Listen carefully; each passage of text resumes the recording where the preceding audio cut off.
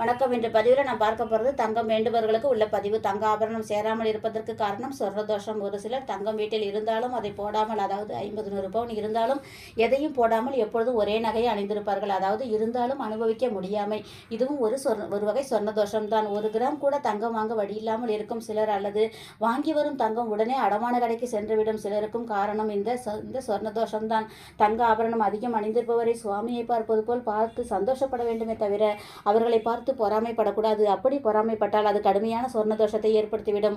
புதிய நகை வாங்கி வரும் பொழுது முதலில் பசும்பாலில் போட்டு வைத்து, பிறகு பன்னீரில் நனைத்து, பிறகு சுவாமிக்கு அணிவித்த பிறகுதான் நாம் அணிய வேண்டும். வாங்கிய நகை அடமான கடைக்கு போகாமல் தங்கம் அதிகம் சேரும். ஒரு சிறிய செம்பு குடத்தில் பச்சரிசி துவரம்பருப்பு நிரப்பி அதன் மேல் ஒரு தேங்காய் வைத்து வெத்தலைப்பாக்கு பழத்துடன் அருகில் உள்ள ஆலய பூசாரிக்கு தானமாக செவ்வாய்க்கிழமையில் கொடுக்க சொர்ணதோஷம் நீங்கிவிடும். எங்களின் தினமொரு ஆன்மீக தகவல் தங்களுக்கு கிடைக்க சப்ஸ்கிரைப் என்ற பட்டனை கிளிக் செய்யுங்க. நன்றி.